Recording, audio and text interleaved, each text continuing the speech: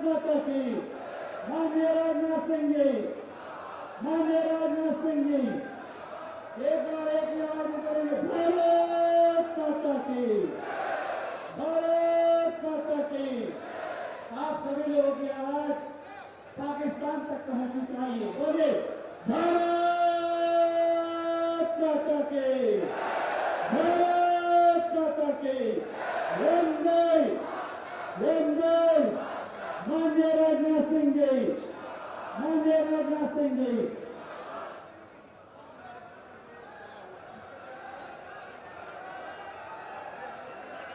बोलो भारत माता की, भारत माता की। मित्रों, उत्तर प्रदेश के पूर्व मुख्यमंत्री, देश के रक्षा मंत्री, आप सबके लाडले दुलारे माननीय राजनाथ सिंह जी का इस माता शाकंभरी की पवित्र धरा पर समस्त सहारनपुर वासियों की ओर से हृदय से एक बार जोरदार करतल ध्वनि के साथ उनका अभिनंदन करिए। जोरदार करतल ध्वनि के साथ माननीय राजनाथ सिंह जी का अभिनंदन और वंदन करिए। हमारे मुख्य अतिथि जी मंच पर पहुंच चुके हैं।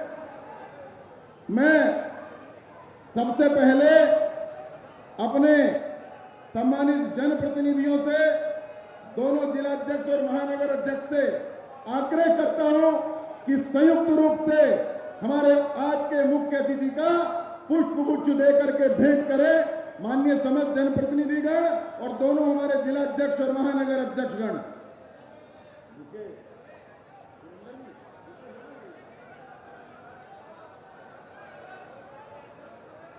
ये लोग जो बीच में खड़े हैं बैठ जाएं, अपना अपना स्थान ले लें।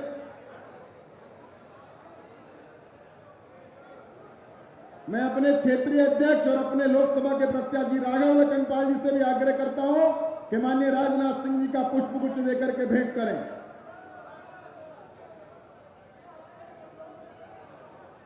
बोले भारत माता की, भारत माता की।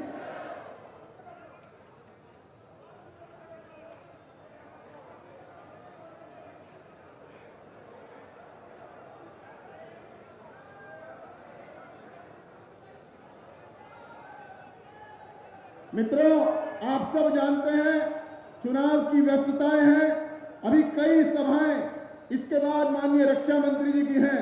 बिना कोई विलंब किए मैं आज की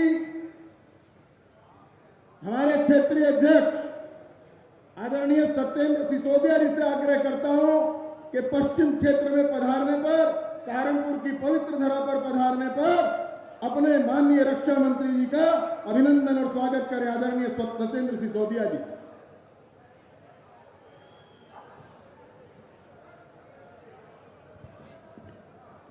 भारत माता की। मित्रों, कार्यकर्ताओं के ऐसे नेता जिन्होंने मेरे जैसे करोड़ों कार्यकर्ताओं का निर्माण किया है, उनका स्वागत, अभिनंदन ऐसा होना चाहिए कि पश्चिम के क्षेत्र की शुरुआत सहारनपुर की लोकसभा से होती है। यहां का संदेश पूरब तक जाए। सब लोग बैठे हैं भैया, नीचे बैठे हैं। एक बार सब लोग बैठ जाए, कुछ नहीं है। भारत माता के, भारत माता के। करोड़ों कार्यकर्ताओं के प्रेरणा स्रोत, हम सबके नेता, पूर्व राष्ट्रीय अध्यक्ष, पूर्व गृह मंत्री, पूर्व में उत्तर प्रदेश के माननीय मुख्यमंत्री रहे, भारत सरकार में माननीय रक्षा मंत्री आदरणीय श्री राजनाथ सिंह जी मंच पर हैं। सबसे अनुरोध करता हूं अपने स्थान पे खड़े होकर माननीय राजनाथ सिंह जी का जोरदार स्वागत और अभिनंदन करेंगे।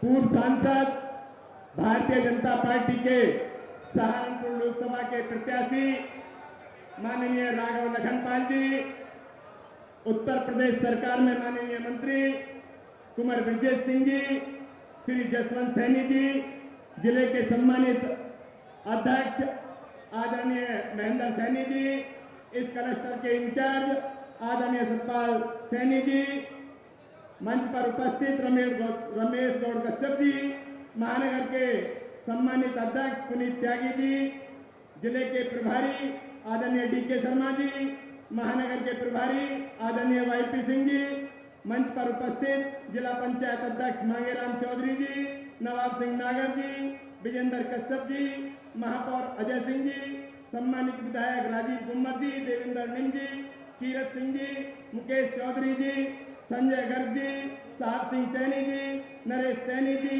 जगपाल सिंह जी, सत्येंद्र तोमर जी, मानवीर कुंडीर जी, सोनेंद्र राणा जी, अभय राणा जी, साहब सिंह कुंडीर जी, ठाकुर राजवीर सिंह जी, गौरव राणा जी, अमित गगनेजा जी और यहाँ क्षेत्र के बहुत ही सम्मानित आदरणीय विशंबर सिंह कुंडीर जी।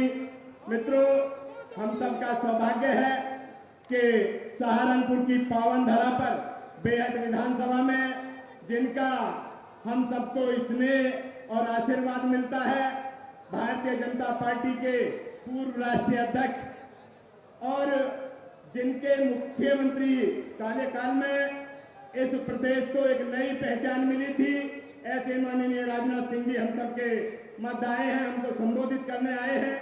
मैं पश्चिम की धरती पर उनका हार्दिक स्वागत करता हूं, अभिनंदन करता हूं। मित्रों, आप सब लोग भली भांति जानते हैं, माननीय राजनाथ सिंह जी वो नेता हैं जिन्होंने इस उत्तर प्रदेश की तस्वीर बदली थी, इस उत्तर प्रदेश को नई दिशा दी थी, इस उत्तर प्रदेश को एक नई पहचान दी थी। वो देश के गृह मंत्री रहे, गृह मंत्री रहते हुए इस देश में सबसे बेहतर कानून व्यवस्था स्थापित हुई और जब वो देश के रक्षा मंत्री बने तो ये देश एक सुरक्षित हाथों में गया। आपने देखा होगा कि पाकिस्तान आज यदि थर-थर कांपता है तो हमारी सेनाओं के पराक्रम के कारण कांपता है। इस पराक्रम को बढ़ाने वाले माननीय रक्षा मंत्री जी मंच पर हैं। मैं तो इतना ही कहूंगा, वो जब जिस भूमिका में होते हैं आम जनमानस के लिए काम करते हैं।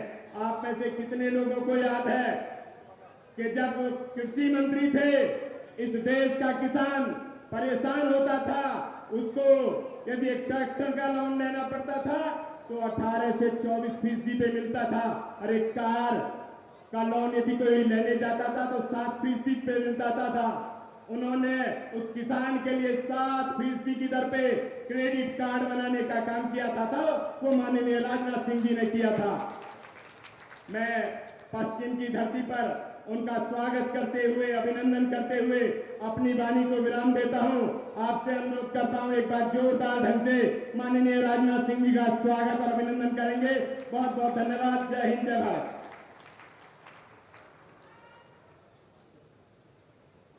बोली भारत माता की। अब मैं आमंत्रित करता हूं अपनी लोकसभा के लोकप्रिय प्रत्याशी भाई राघव लखनपाल शर्मा जी को वो आए और माननीय राजनाथ सिंह जी का अभिनंदन करें और हम सबका मार्गदर्शन करें।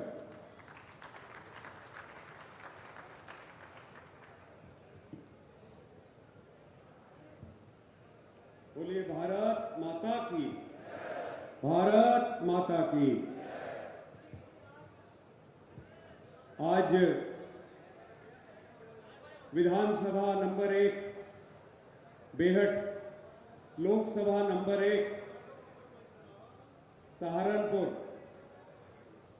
की इस चुनावी रैली को संबोधित करने आए लीडर नंबर 1, हमारे दिलों पर राज करने वाले और जिनके मार्गदर्शन और संरक्षण में आज हम यहां तक पहुंचे हैं, ऐसे भारत के बहुत ही सम्मानित रक्षा मंत्री के रूप में, पूर्व गृह मंत्री के रूप में, भारतीय जनता पार्टी के पूर्व राष्ट्रीय अध्यक्ष के रूप में और इस उत्तर प्रदेश के सम्मानित मुख्यमंत्री के रूप में जिन्होंने सेवा दी है, समर्पण दिया है, अपना पूरा जीवन दिया है, ऐसे माननीय राजनाथ सिंह जी का मैं यहां आगमन पर बहुत बहुत अभिनंदन करता हूं। आप सबसे आग्रह करता हूं, करतल ध्वनि स्वागत करें। मंच पर उपस्थित हमारे बहुत ही सम्मानित क्षेत्रीय अध्यक्ष आदरणीय सत्येंद्र कुमार सिसोदिया जी, आज के इस कार्यक्रम के सम्मानित अध्यक्ष पूर्व डीजीसी बाबू विशंबर कुंडीर जी, मंच पर उपस्थित हमारे जिलाध्यक्ष भाई महेंद्र सैनी जी, महानगर अध्यक्ष पुनीत त्यागी जी, हमारे उत्तर प्रदेश सरकार में राज्य मंत्री भाई कुंवर विजय सिंह जी, भाई जसवंत सैनी जी, हमारे महापौर डॉक्टर अजय कुमार जी, हमारे आदरणीय जिला पंचायत अध्यक्ष मांगे राम जी, हमारे सम्मानित विधायकगण भाई राजीव गुम्बर जी, हमारे कीरत सिंह जी, मुकेश चौधरी जी, देवेंद्र निम जी, लोकसभा संयोजक विजेंद्र कश्यप जी, हमारे प्रभारी भाई वाईपी सिंह जी, आदरणीय डीके शर्मा जी, हमारे आदरणीय नवाब सिंह नागर जी, हमारे इस विधानसभा के संयोजक भाई सुनेंद्र राणा जी, हमारे इस विधानसभा क्षेत्र से पूर्व विधायक भाई नरेश सैनी जी, मंच पर उपस्थित ठाकुर राजवीर सिंह जी, भाई अभय राणा जी, मेरी छोटी बहन प्रियंवदा राणा जी, भाई साहब सिंह कुंडीर जी, गौरव राणा जी, मंच पर उपस्थित हमारे पूर्व मंत्री आदरणीय संजय गर्ग जी, साहिब सिंह सैनी जी, पूर्व विधायक जगपाल जी, हमारे सत्येंद्र तोमर जी, और हमारे इस विधानसभा के प्रभारी के रूप में हमारे प्रिय साथी भाई अमित जगनेजा जी, वीरेंद्र कुंडीर जी, और सभी सम्मानित मंच उपस्थित सभी सम्मानित मेरे साथियों, बुजुर्गों, मातृशक्ति, आप सबको मैं प्रणाम करता हूं और शीश झुकाकर जय श्री राम बोलता हूं। और एक बार मेरे साथ जयकारा लगाइए, बोलिए जय श्री राम, जय जय श्री राम। आज लगभग 22 वर्षों बाद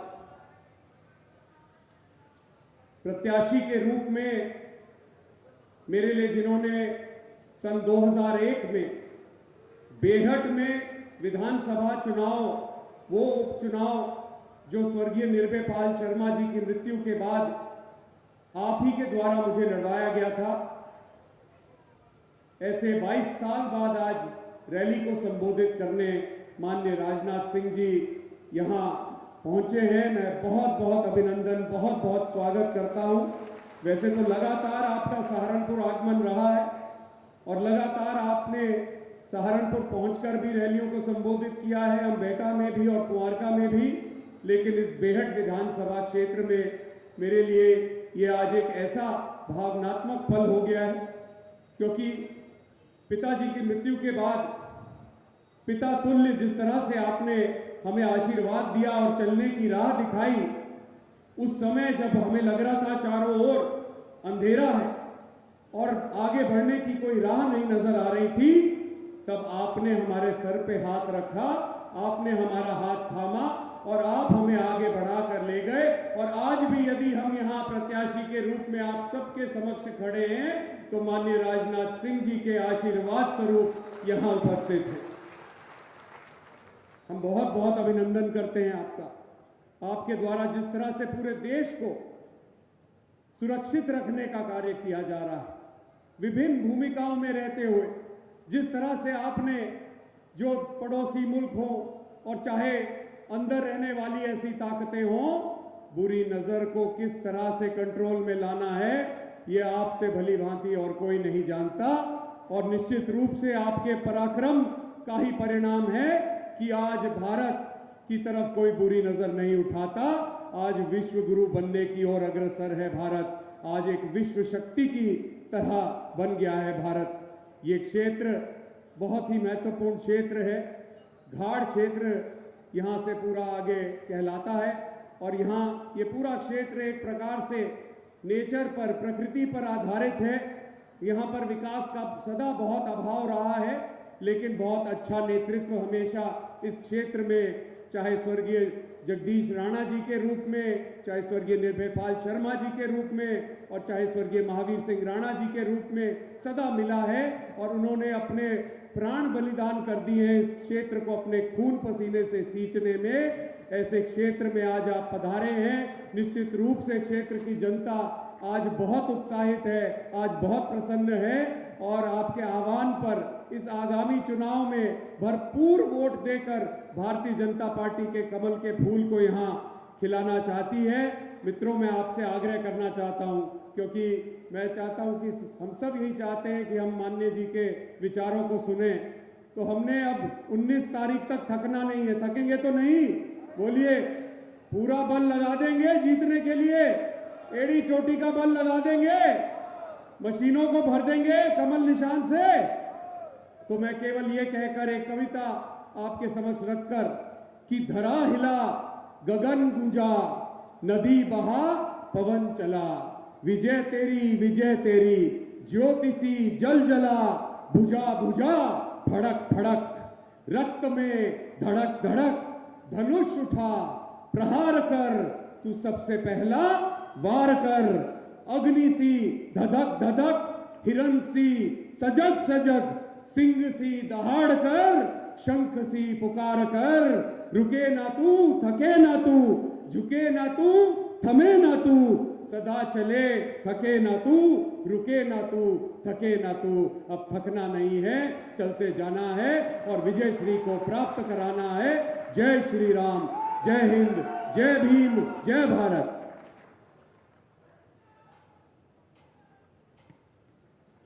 मित्रों, अब मैं जिनको आमंत्रित करने जा रहा हूं आपके संबोधन के लिए, जिनका मार्गदर्शन और पाथे हम सबको आज प्राप्त होगा, मैं केवल 60 सेकंड में एक बात कह करके उनको आमंत्रित करूंगा कि 2014 में जब माननीय राजनाथ सिंह जी देश के गृह मंत्री बने, उससे पहले देश की सीमा पर, क्योंकि कांग्रेस की सरकार थी, वहां संदेश था कि अगर उनकी एक गोली चले तो कोई जवाब नहीं देना। माननीय राजनाथ सिंह जी गृह मंत्री बने, उधर से पूछा गया कि उधर एक गोली चले तो क्या करना पड़ेगा, तो माननीय राजनाथ सिंह जी ने गृह मंत्री बनने के बाद कहा था, उधर से एक आए तो इधर से 10 दागना, उधर का एक मारे उधर 10 मार के आना। ऐसे देश के यशस्वी रक्षा मंत्री, उत्तर प्रदेश के पूर्व मुख्यमंत्री, आप सबकी तालियों की गड़गड़ाहट के बीच मैं माननीय राजनाथ सिंह जी को आमंत्रित करता हूं, आए और हम सबका मार्गदर्शन करें। बोले भारत माता की, भारत माता की।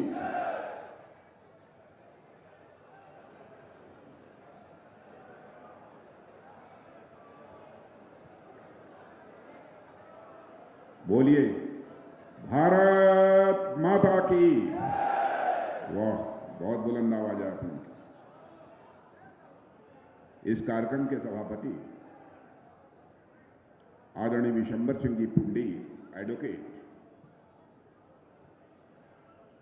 क्षेत्रीय अध्यक्ष श्री सत्येंद्र सिसोदिया,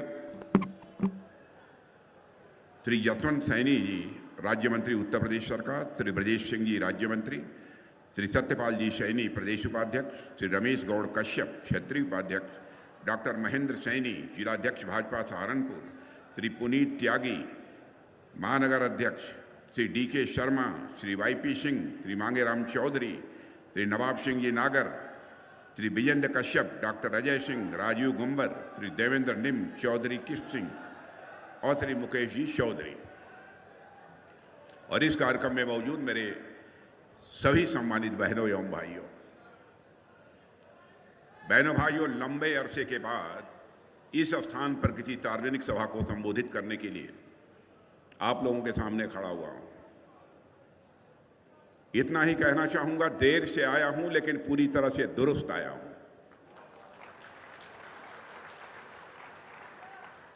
लंबे समय के बाद मिला हूं, फिर भी आप लोगों ने जिस गर्मजोशी के साथ स्वागत किया है, आप लोगों ने फूलों से स्वागत किया है, मंच से शब्दों के माध्यम से स्वागत किया गया है, आपने तालियां बजाकर स्वागत किया है, लेकिन मैं जानता हूं भारत की परंपरा है और शिष्टाचार का तकाजा भी है। स्वागत, अभिनंदन और सलाम दुआ कभी एक तरफा नहीं होना चाहिए।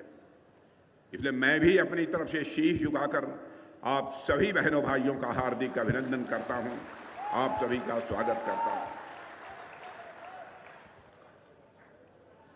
उत्तर प्रदेश में सरकार में कई जिम्मेदारियों का निर्वाह कर चुका हूं।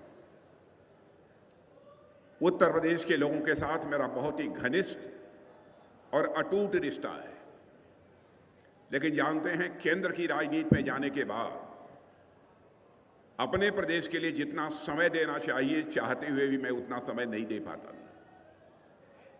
लेकिन मैं सच बतलाऊं, जब कभी भी उत्तर प्रदेश में मेरा कार्यक्रम लगता है और मुझे जब यहां पर आना होता है तो मुझे आत्मिक सुख की प्राप्ति होती है, आत्मिक सुख की प्राप्ति होती है जब यहां आना होता है।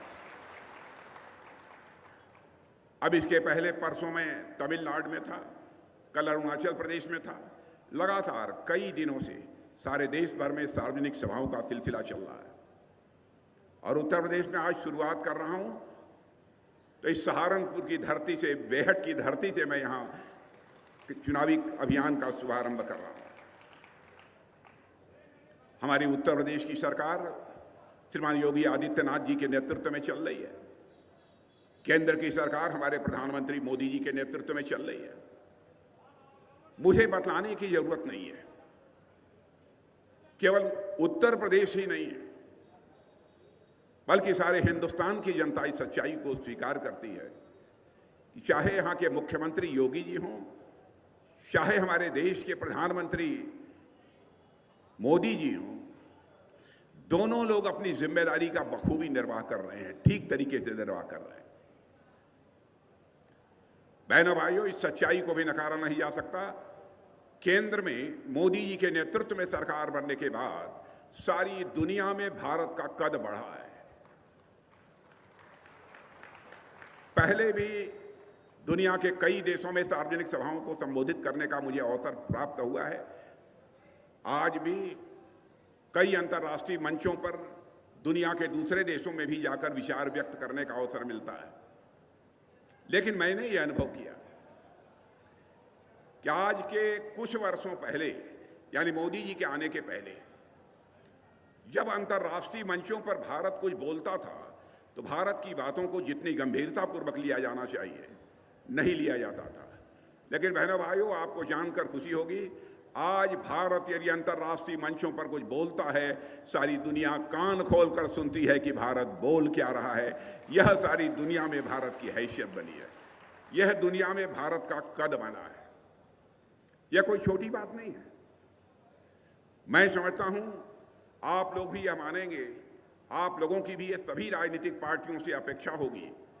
राजनीति केवल सरकार बनाने के लिए नहीं की जानी चाहिए, राजनीति की जानी चाहिए तो देश बनाने के लिए राजनीति की जानी चाहिए, और यही काम भारतीय जनता पार्टी कर रही है। देश के रक्षा मंत्री के रूप में भी मैं आपको विश्वास दिलाना चाहता हूं बहनों भाइयों कि हम भारतवासियों का मस्तक किसी भी सूरत में झुकने नहीं देंगे। हम आपको पूरा विश्वास दिलाते हैं। भारत की सीमा पर जिस तरीके से हमारे सेना के जवान अपनी जिम्मेदारियों का निर्वाह कर रहे हैं, उनकी सराहना केवल भारत में ही नहीं बल्कि उनके शौर्य और पराक्रम की सराहना अब दुनिया के देशों में होने लगी है। आपका भारत अब कमजोर भारत नहीं रहा है, आपका भारत ये ताकतवर भारत बन गया। मैं एक घटना की जानकारी आपको देना चाहता हूं। आज के कुछ महीने पहले कतर देश का नाम आपने सुना होगा। कतर में हमारे इंडियन नेवी के कुछ रिटायर्ड ऑफिसर वहां पर काम कर रहे थे कुछ कंपनियों में। किन्हीं मामलों में कोर्ट ने उन्हें फांसी की सजा दे दी। थे तो भारत के ही, हमारी नौसेना में भी अपनी सेवाएं दे चुके थे। बहनों भाइयों, स्वाभाविक है हम लोगों को परेशानी हुई। कोई ऐसा अपराध नहीं था कि उन्हें फांसी की सजा दी जाए, लेकिन कतर की अदालत ने उन्हें फांसी की सजा दे दी। उसके बाद प्रधानमंत्री जी से चर्चा हुई और प्रधानमंत्री जी ने कतर के राष्ट्रपति को मिलाकर सीधे टेलीफोन पर बात की। और आपको जानकर खुशी होगी कि हमारे नौसेना के 9 सैनिकों को, जो पूर्व नौसैनिक अधिकारी थे जिनको फांसी की सजा हो गई थी, उनको वहां की सरकार ने पूरी तरह से माफ कर दिया और वह सकुशल जो है भारत लौट गए। अब आप ये कहेंगे इस घटना की चर्चा करने का औचित्य क्या था? इस घटना की चर्चा करने का औचित्य इसलिए है कि भारत के प्रति सारी दुनिया में धारणा कैसी बनी है, भारत का कद कितना ऊंचा हुआ है। इसलिए जानबूझकर मैंने इस विषय की चर्चा की। अब एक घटना और आपको बताना चाहता हूं। रूस और यूक्रेन के बीच लगभग 2 वर्षों से लगातार युद्ध चल रहा है। बराबर रूस की तरफ से भी मिसाइलें चल रही हैं, यूक्रेन की तरफ से भी मिसाइलें चल रही हैं। बड़ी संख्या में, लाखों की संख्या में लोग मारे भी गए। ज्यों ही रूस और यूक्रेन का युद्ध प्रारंभ हुआ था तो भारत के हमारे बहुत सारे बच्चे यूक्रेन में उस समय पढ़ते थे।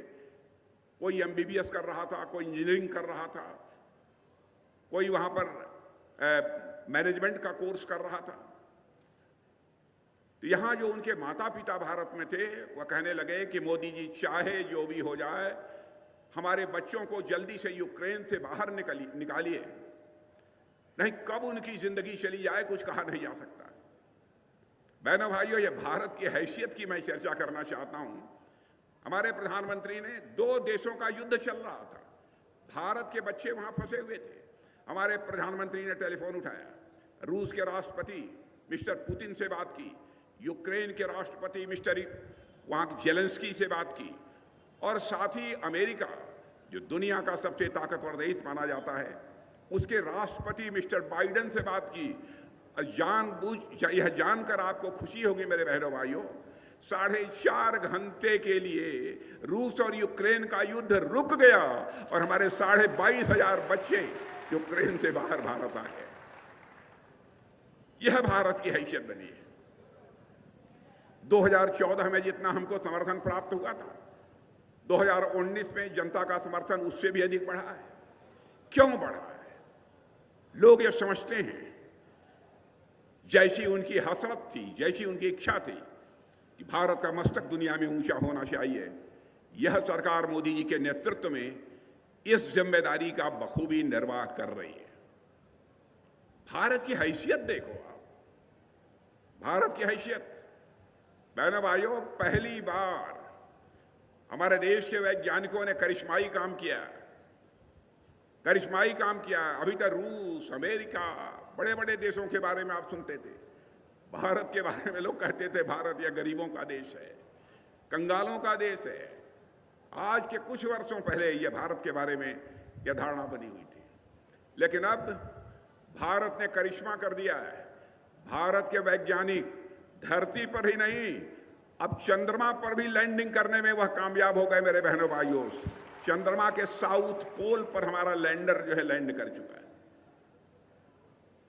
मुझे याद है कि पहली बार जब वो कामयाब नहीं हो पाए थे हमारे वैज्ञानिक, तो प्रधानमंत्री सुबह पहुंच गए उनके पास और जाकर वैज्ञानिकों से मिलकर उनकी पीठ थपथपाई थी, और अब कुछ वैज्ञानिक उनसे चिपट कर रोने लगे। लेकिन उन्होंने ढाढ़स बढ़ाया, चिंता मत करो। चंद्रयान 2 उन्होंने छोड़ा था, वह विफल हो गया था। चंद्रयान 3 की उन्होंने कहा कि तैयारी करो। और बहनों भाइयों, हमारे वैज्ञानिकों का हौसला अफजाई की हमारे प्रधानमंत्री ने, और हमारा वह जो है चंद्रयान चंद्रमा के दक्षिणी ध्रुव पर जाकर लैंड कर पाया। और आपको जानकर खुशी होगी, चंद्रमा के दक्षिणी ध्रुव पर लैंड करने वाला चंद्रयान, यह जो काम हुआ है, यह भारत का अकेला देश है जिसने कि चंद्रमा पर अपना चंद्रयान को लैंड कराया है। भारत दुनिया का अकेला देश। यह भारत की हैसियत। अब राजनीति का जहां तक प्रश्न है, राजनीति आप जानते हैं कि नेताओं के प्रति, मुझे भी मालूम है आज के कुछ वर्षों पहले लोगों की यह धारणा बनी रहती थी, ये नेता आते हैं, जनता के सामने झूठ बोलते हैं, जनता की आंखों में धूल झोंकते हैं और जनता का समर्थन लेकर चले जाते हैं, जनता की यह चिंता नहीं करते। इनको जनता और देश की कोई चिंता नहीं रहती है, अपने परिवार की चिंता रहती है। सामान्यतया यह धारणा राजनीतिक पार्टियों के प्रति और राजनेताओं के प्रति रही है। लेकिन बहनों भाइयों, हम लोगों ने इस धारणा को बदला है, हम लोगों ने इस धारणा को बदला है और बदलकर हम लोगों ने दिखा दिया है कि राजनीति कैसे की जाती है। हमारा चरित्र है कि जो हम कहते हैं वह करते हैं। पहले लोग कहते थे, कोई झूठ बोलता था तो कहते थे कि ये नेतागिरी कर रहा है, ये नेता है। माने यह मानकर चला जाता था कि नेता है तो नेता झूठ बोलेगा और जनता को गुमराह करेगा। यह धारणा बनी हुई थी, लेकिन उस धारणा को हम लोगों ने बदल दिया। एक विश्वास का संकट जो पैदा हुआ था नेताओं के प्रति, राजनीति के प्रति, उस विश्वास के संकट को बदलने में भारतीय जनता पार्टी ने कामयाबी हासिल की है। मैं आपको याद दिलाता हूं, आप देखते होंगे चाहे विधानसभा का चुनाव, लोकसभा का चुनाव, जब भी चुनाव होते हैं चुनावी घोषणा पत्र जारी किए जाते हैं और हर पॉलिटिकल पार्टी कहती है हमारी सरकार बनेगी तो हम यह कर देंगे, वह कर देंगे, वह कर देंगे, आसमान से तारे तोड़कर नीचे ला देंगे, आपकी हथेली पर रख देंगे। भोली भाली जनता कभी इस पर यकीन भी कर लेती है, लेकिन चुनाव बीत जाता है, उनकी सरकार बन जाती है, तो घोषणा पत्र में किए अपने वादों को वह कभी पूरा नहीं करते। तो नेताओं की कथनी और करनी, नेताओं के कहने और करने में अंतर होने के कारण ही भारत की राजनीति और भारत के नेताओं पर से जनता का विश्वास धीरे धीरे समाप्त होता चला गया। और बहनों भाइयों, लेकिन मैं दावे के साथ कह सकता हूं, भारत की राजनीति में जो यह विश्वास का संकट पैदा हुआ था, इस विश्वास के संकट को चुनौती के रूप में इस दुनिया में किसी ने स्वीकार किया है तो हमारी पार्टी भारतीय जनता पार्टी ने स्वीकार किया। हमारी पार्टी, देखिए व्यक्ति हमारे यहां भी गड़बड़ हो सकते हैं, मैं यह नहीं कहता हूं हमारे यहां सब एकदम दूध के धुले हैं, इतनी बड़ी पार्टी है, यहां भी लोग हो सकते हैं, लेकिन हमारी पार्टी का जहां तक सवाल है, पार्टी जो कहेगी वह करेगी।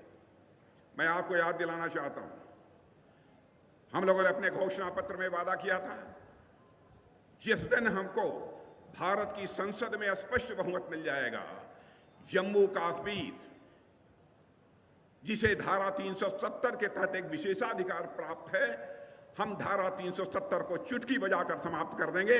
और आपने देखा कि धारा 370 को हमने चुटकी बजाकर समाप्त कर दिया। यह है हमारा चरित्र। हम लोगों ने कहा था जिस दिन हमारी सरकार बन जाएगी, चाहे किसी भी जाति, चाहे किसी भी पंथ अथवा किसी भी धर्म की मानने वाली हमारी मां बहन होगी, वो हमारी भी मां बहन है। बहनों, केवल उसी धर्म के मानने वाले लोगों की मां बहन नहीं है। उसकी इज्जत की चिंता करना, उसके सम्मान की चिंता करना, यह हमारा नैतिक धर्म है। तो हमें लोगों ने कहा था, लोग कहे साहब दूसरे धर्म के लोगों का मामला आप क्यों बोल रहे हैं? बहनों, कोई भी धर्म हो, किसी धर्म के मानने वाले माता बहनों के साथ कोई जुल्म होगा तो हम उसका विरोध करेंगे, क्योंकि हमारे यहां स्त्री को शक्ति स्वरूपा कहा गया है, शक्ति स्वरूपा कहा गया है। हम जिन देवियों की पूजा करते हैं नवरात्रि में, वह सब शक्ति स्वरूपा है। मां शाकंभरी की यह धरती है, शक्ति स्वरूपा है मां शाकंभरी। हम लोगों ने कहा था हमारी सरकार बन जाएगी, हम वोट की चिंता नहीं करेंगे, हम 3 तलाक की प्रथा को समाप्त करेंगे। शादी होने के बाद 3 बार तलाक तलाक तलाक बोलकर उस बेचारी की आप छुट्टी कर देते हैं। और बहनों भाइयों, आपने देखा कि संसद में बहुमत मिल गया, चुटकी बजाकर हम लोगों ने 3 तलाक की प्रथा को भी समाप्त कर दिया। यह किसी द्वेष नहीं है। हम लोग जाति, पंथ, मजहब यह सब राजनीति नहीं करते, इंसाफ और इंसानियत की राजनीति करते हैं। बहनों भाइयों, इंसाफ और इंसानियत की राजनीति करते हैं।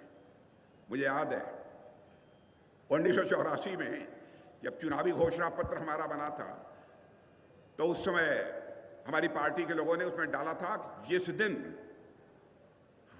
संसद में हमको बहुमत मिल जाएगा, अयोध्या की धरती पर भव्य राम का मंदिर बनकर रहेगा।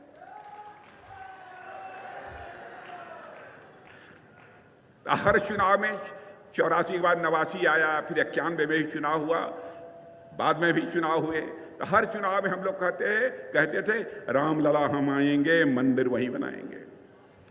तो कांग्रेस के लोग और सपा के लोग कहते थे, बसपा के लोग, ये भाजपा वाले जनता की आंखों में धूल झोंकते हैं।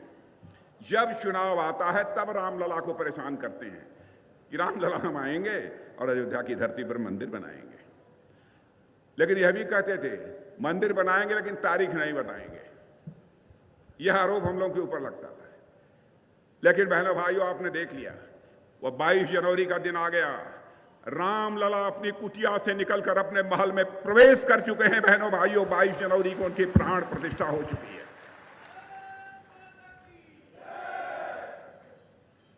यानी हम कहेंगे वह करेंगे।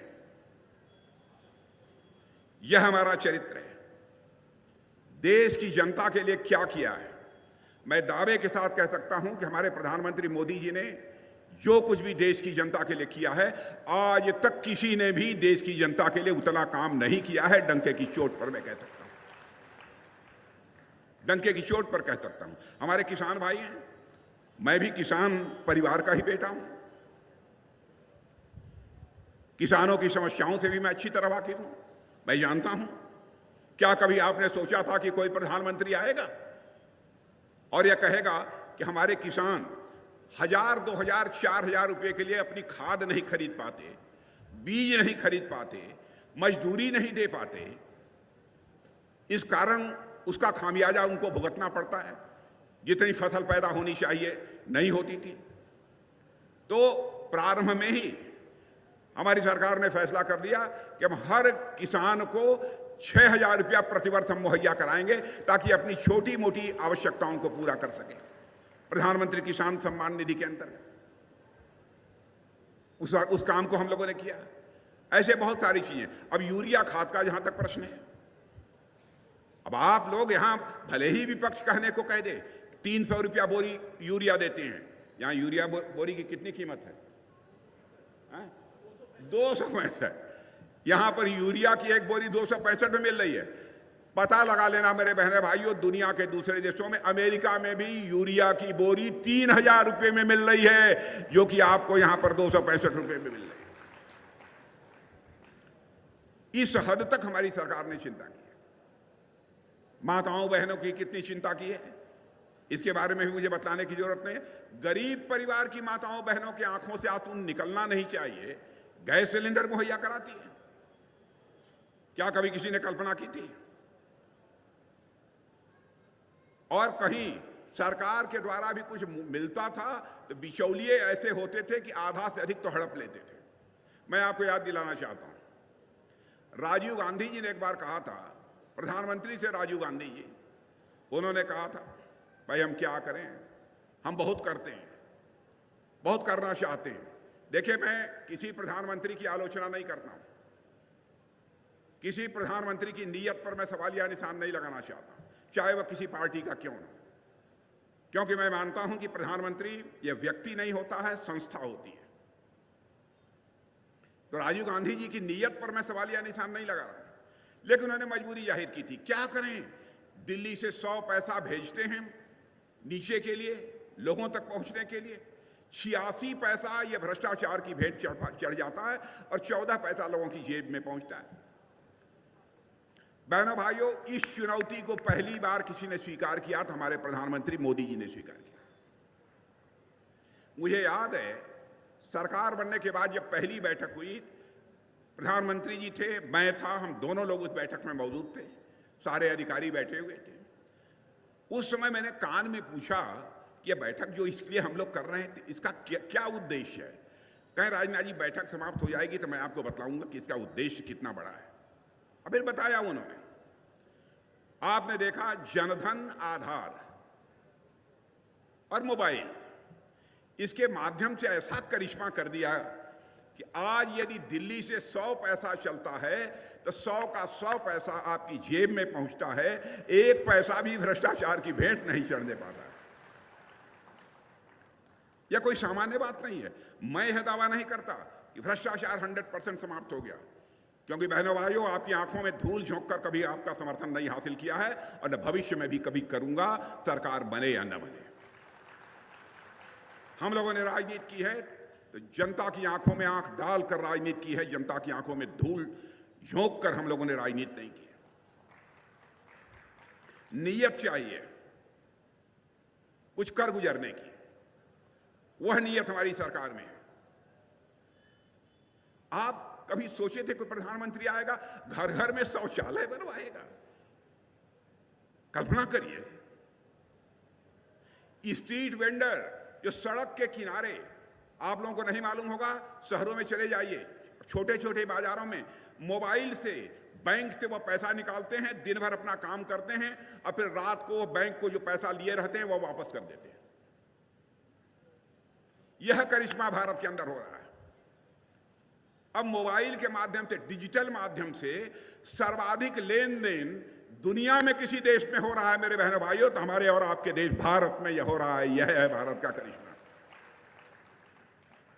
यहां इतनी बड़ी संख्या में नौजवान बैठे हुए हैं। और बहनों भाइयों, मैं जब आता हूं यहां, क्योंकि मैं भी किसान परिवार का हूं, इसलिए मैं चौधरी चरण सिंह जी की हमको याद आती है। हमारी सरकार ने इस बार चौधरी चरण सिंह जी को भारत रत्न दिया है। यह भी एक किसानों के प्रति एक सम्मान की अभिव्यक्ति है। आज यहां आया हूं तो हमारे मित्र स्वर्गीय महावीर सिंह जी राणा, स्वाभाविक रूप से हमको उनकी याद आ रही है। लेकिन वो हमारे बीच नहीं रहे। हम लोगों का मिलना जुलना बराबर उनके साथ होता रहा है। और जब मैं यहां मुख्यमंत्री था तो हमारे राघव लखन पाल शर्मा के पिता स्वर्गीय निर्भय पाल जी शर्मा, मैं बना ही था मुख्यमंत्री कि उसके कुछ दिनों के बाद जो उनकी हत्या हो गई थी।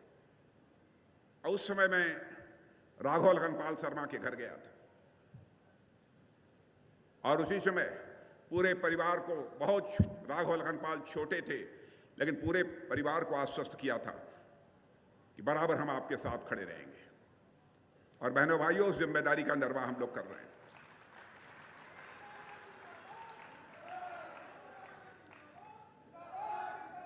हमारे जगदीश राणा जी भी, जब मैं यहां आता हूं स्वाभाविक रूप से इन लोगों की मुझे याद आती है। वो पहले चाहे किस भी पार्टी में थे, लेकिन मैं सच बतलाऊं, पार्टी से हटकर हमारे साथ एकदम बिल्कुल निजी रिश्ता था इन लोगों का। उनके साथ हमारा भावनात्मक रिश्ता था। और आज यहां जब मैं आया हूं तो स्वाभाविक रूप से उनकी याद मुझे आ रही है। कानून और व्यवस्था के हालात तो दुरुस्त हैं ना? कानून व्यवस्था सब दुबके हुए ना? जय योगी जी, सब दुबके हैं। बहनों भाइयों, किसी भी राज्य के विकास की पहली शर्त होती है चुस्त दुरुस्त कानून व्यवस्था का होना। और इस काम को करने में हमारे मुख्यमंत्री योगी जी ने कामयाबी हासिल की है, इसलिए मैं उनको अपनी तरफ से बधाई देता हूं। बड़ा काम किया है। यदि सारे कामों की चर्चा करूं एक बहुत लंबा समय लगेगा। गन्ना किसानों का भी बहुत सारी समस्याएं रहती थी। मैं भी मुख्यमंत्री यहां पर था, कुछ समस्याओं का समाधान करने की कोशिश की थी। लेकिन यदि इस समय होगी भी तो है कि नहीं, क्या है, हमको जानकारी नहीं है, मैं बात करूंगा बाद में। लेकिन मैं समझता हूं कि योगी जी हैं तो समाधान होगा, मेरा पूरा विश्वास है। आपकी सारी समस्याओं का समाधान होगा, ऐसा मुझे पक्का विश्वास है, पूरा विश्वास है। जहां तक समाजवादी पार्टी और कांग्रेस का प्रश्न है, मुझे याद है कि 2017 का जब विधानसभा का चुनाव चल रहा था तो समाजवादी पार्टी ने और कांग्रेस ने दोनों ने एक नैरेटिव चलाया था कि भाजपा से उत्तर प्रदेश के पिछड़े नाराज हैं।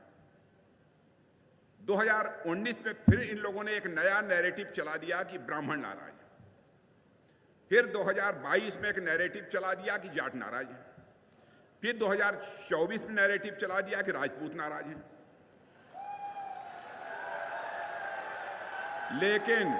लेकिन इस बात पर भी था, लेकिन यह मानने को तैयार नहीं है, कांग्रेस हो अथवा सपा हो, इनसे पूरी यूपी नाराज है मेरे बहनों भाइयों, इसमें भी कहीं दो मत। और यदि कोई किसी की नाराजगी होगी, मैं जानता हूं नाराजगी का समाधान हम लोग निकालेंगे। ये सपा कांग्रेस नहीं निकाल सकते, उसका समाधान भी कोई निकाल सकता है तो केवल भाजपा ही निकाल सकती है।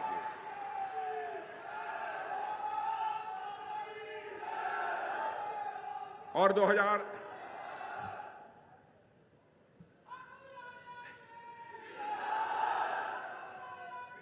एक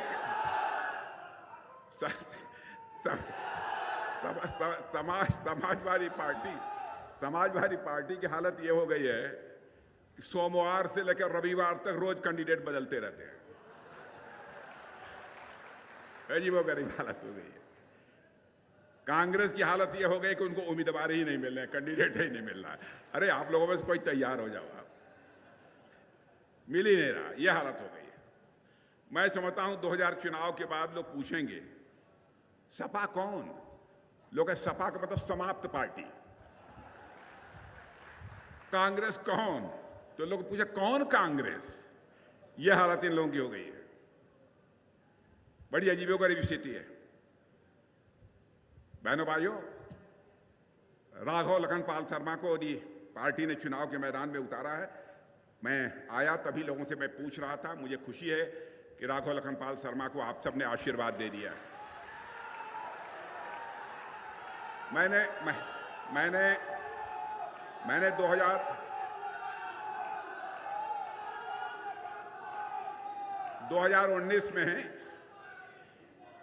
2019 में थोड़ी बहुत चूक इनसे हो जाती रही होगी। 2014 में तो सांसद आपने बना दिया था, लेकिन लड़का तो लड़का, बच्चा तो बच्चा, चूक हो गई होगी। आपने अच्छा किया। बच्चे जब गड़बड़ करें तो कान एक बार जरूर पकड़ लेना चाहिए। आप लोगों ने कान पकड़ लिया। लेकिन इस बार मेरे बहनों भाइयों, हमारे राघव लखनपाल शर्मा के हाथों में कमल का फूल देकर आप भारत की संसद में इन्हें भेज दीजिए। यही अपील करने के लिए आप सबके बीच में आया हूं। और इन्हीं शब्दों के और यहां नौजवान मैं देख रहा हूं बहुत बड़ी संख्या में। नौजवानों, भारत को हम आत्मनिर्भर भारत बनाना चाहते हैं ताकि सबको रोजगार मिले। ये हमारे मोदी जी का संकल्प है। आपको मालूम है, पहले जो हथियार, तो गोले, मिसाइल, यह सब जो सारे बनते थे मेरे बहनों भाइयों, दुनिया के दूसरे देशों में बनते थे, हम उनसे खरीदते थे। अब भारत की धरती पर हम बना रहे हैं और भारतवासियों के हाथों से बना रहे हैं, और 21,000 करोड़ रुपए का हम लोगों ने एक्सपोर्ट भी कर दिया है। हाथ कैसे है नौजवानों के हाथों को रोजगार मिल सके, इसके लिए भी कई योजनाएं चलाई जा रही हैं। इन्हीं शब्दों के साथ मैं पुनः आप सबको के प्रति आभार व्यक्त करते हुए अपना निवेदन यहीं समाप्त करता हूं। बोलिए भारत माता की।